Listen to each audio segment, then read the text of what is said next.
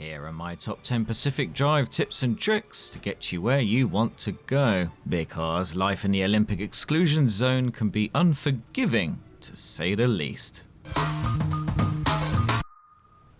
If you have been playing Pacific Drive, you will know it can be cruel. Like many video games of old, one mistake and you return to the garage with a totaled vehicle and all your loot gone. Once you leave the safety of the auto shop zone, there is no saving. Fortunately, I have already died 1,000 deaths, so you don't have to. I present to you my wisdom for making life easier in the Olympic exclusion zone. As always, leave your own pearls of wisdom in the comments for other players to use. Side note, this guide is written for those who do not adjust any of the major difficulty options. If things are too tough, feel free to use them, but bear in mind you will not be able to earn achievements.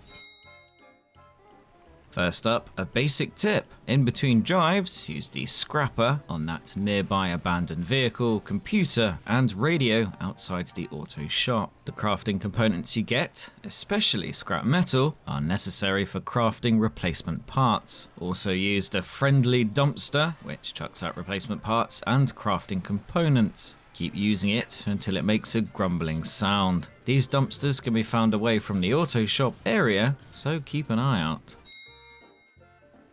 Now, with much of Pacific Drive taking place away from roads and zone exit gateways usually off the beaten track, it can make sense to unlock off-road tyres as soon as you can using the Fabra station. Spare and summer tyres are okay, but steep hills will be impossible and you will be generally slower. Later on, I would also consider the puncture-proof tyres, as these provide added peace of mind on longer drives. Plus you can save on crafting sealing kits and mechanic kits to repair damaged tyres. Later maps feature more water, which means the paddle tyre can come in handy. The issue with these and other tyres beyond off-road is that the material cost is greater, making them more costly to replace when they wear out or you die. All-terrain tyres do, however, have more health and a high rating on all surfaces. Power grip tyres, meanwhile, drain your battery, so watch out for that. Basically, off-road and puncture-proof are hard to beat,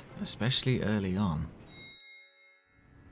With Pacific Drive keen on panic-inducing moments and an invisible countdown timer before each zone implodes and drenches you in deadly radiation, it is important to use the route map before going anywhere. Areas in a storm will be tougher to handle, partly thanks to random modifiers. These can vary from increased battery usage, darker darkness, and car-lifting winds, to random anchor movement, and maybe worst of all, acid rain. Unless you want to get unstable or corrupted anchors, it is usually wise to go another way. There is no need to risk damaging or destroying your trusty estate if you have a long drive ahead of you. Also beware of dead ends, which really are dead ends. That do not enter is not for fun. All you can do is abandon your vehicle, which means you lose your loot, or die by radiation as the world eventually implodes, which also means you lose your loot. Fortunately, there is a way to get your stuff back. Once in the auto shop, look for a tombstone icon on the route map and go to it. Next in my Pacific Drive tips list, I would highly recommend you maximize your time in the current zone, as the next one might be less accommodating and you never know when things will go wrong. As such, always pre-plan your exit. This can be an exit road, as indicated by orange. You just have to drive through these. If all exits are grey, gateways are your only option. You need to be a certain distance away to enable them, using the in-car map. Orange means you are far away enough, pink means you are too close. Gateways near a road are usually easiest to drive to, but maybe your world is imploding and you have already lost a certain area of the map. In this instance, choose the exit in the flattest area. Driving can be slow or impossible if hilly, as indicated by close lines on the map. Link gateways grayed out. That is because you have not given them enough energy-containing anchors. Head to the yellow circles on the map, pick up the anchor, and put it in the arc device located in the front passenger seat. Rinse and repeat until you go over the line on the gauge next to the map. Not only are anchors essential for returning to the auto shop, the energy they give you helps pay for upgrades at the Fabris station. 3 types of energy exist: stable, unstable, and corrupt. Once a gateway is open, a terrifying yellow radiation circle will close in fast. Focus on the bright orangey yellow pillar of light and drive to it like your life depends on it.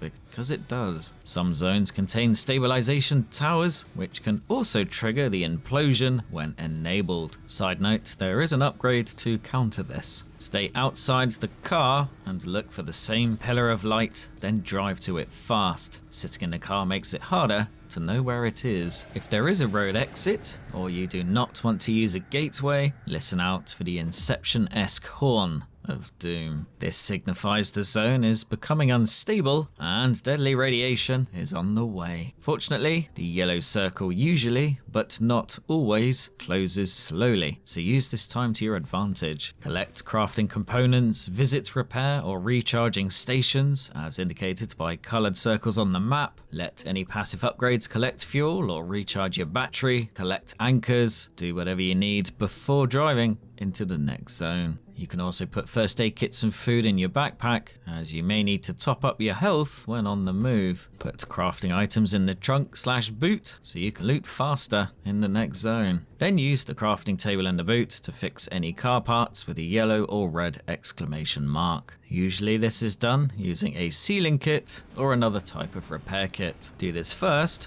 as using a kit partially repairs the part. Then you can use repair putty if necessary, or fit any replacement parts you may have brought with you, or scavenged. More on that in a second. Use the scrapper to break up components you no longer need or that are too broken. Quick cargo tip: Pacific Drive adds and removes stuff from top left to bottom right. To reduce menu scrolling, put tools or any items you use as close to the bottom right as you can. Also put 6 slot items in the 2 side pockets, as this is most space efficient.